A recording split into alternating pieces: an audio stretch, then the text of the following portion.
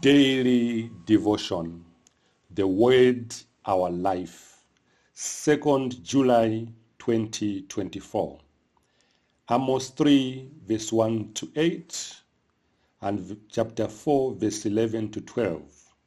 Matthew 8 verse 23 to 27.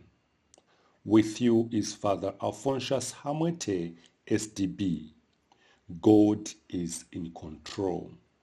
Don't worry. Prophet Amos speaks to the Israelites in the northern kingdom of Israel.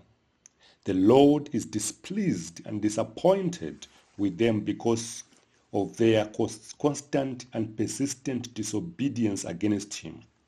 In them having continued to commit sin after sin, indulging in worldly wickedness and all the temptations of worldly pleasures which distracted and pulled them away from the path of God towards the path of worldliness and sin. They profaned his temples, sanctuaries, worshipped pagan idols and gods in violation of God's commandments and laws, trusting in their own human ways and instinct rather than to trust in God, their Lord and Master. Prophet Amos reminds them of the power that he has over all things, is happening and will happen or come to be because of God and what he had willed to happen. The moment of reckoning and punishment that the disobedient ones would have to endure as a consequence for their many sins and wickedness, reminding them all of what had happened in Sodom and Gomorrah. God can allow evil to happen in our life for the good. He can let the evil happen as a whip to us for the sins we have committed, so that we may repent. He is aware of everything that happens in our lives. He is in control. We need just to reach out to him, not use our own human effort. The Lord has control over everything. He is the master.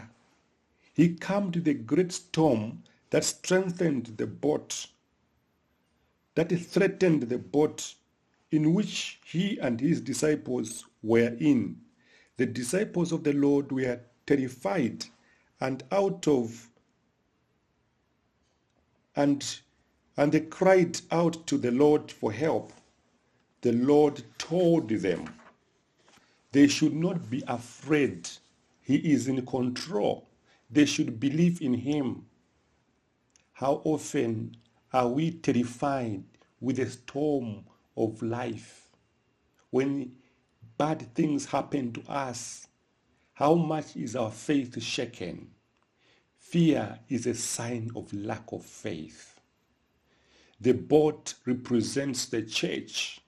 The disciples represent us in the church, the beloved one, chosen, set apart, and put in the boat.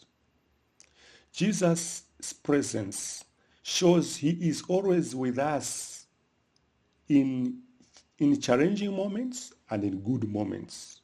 We need just to be aware that he is always present. There's no moment he leaves us alone, and we should not be afraid. The churches faces great storms, attack by media, by the world. Sin enters sometimes in the church. We hear of scandals, and we fail in our own storms. We feel that the church is sinking and God is nowhere to be seen. But we should be aware that God is in control. Even in our own storms we face, God is in control. We need only to believe in him. We need to pray for the increase in faith. Our faith to be rooted in Jesus Christ. When the wind comes, we may not be threatened because Jesus is the anchor of our lives. May God bless his word. To God be the glory.